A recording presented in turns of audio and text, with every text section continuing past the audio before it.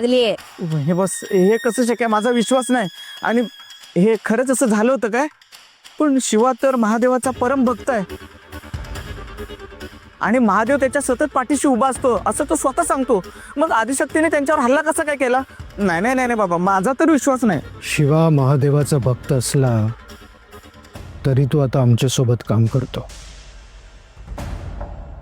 आमच्या प्रत्येक पापात आता तो सुद्धा भागीदार आहे.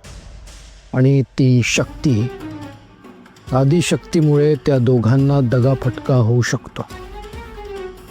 आदिशक्तीमुळे त्या दोघांना खर्चटायलाही नको, म्हणून 24 तास दररोज त्या दोघांवर लक्ष ठेवायचे. त्यांच्या केसालाही धक्का लागता कामा नाही, नाहीतर त्याच केसांनी तुझा गळा चिरून तुला मारून टाकेन. आलं का ध्यानात? नाही नाही नाही बॉस, माझा केसाने गळा कापू नका.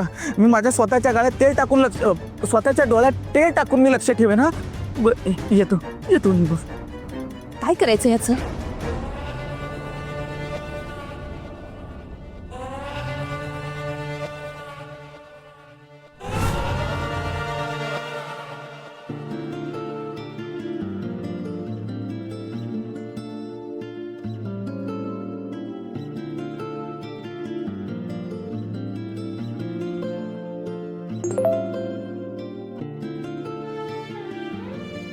श्रद्धाचा मेसेज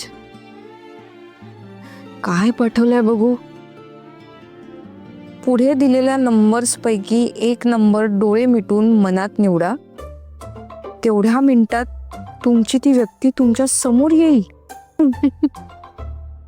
ही श्रद्धा पण ना काही युजलेस गोष्टी पाठवते.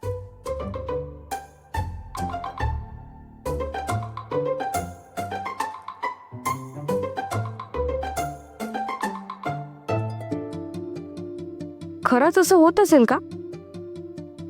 छे छे, असे नंबर्स मनात घेऊन डोळे मिटून आपल्याला आवडते ती व्यक्ती आपल्या समोर येऊन उभी राहिली असती ना, तर सगळ्यांनी आपल्या वर गेलेल्या लोकांना आठवलं असतं. पण असं होणं शक्यच नाहीये. पण गंमत म्हणून ट्राय करायला काय हरकत आहे? ट्राय करून बघते.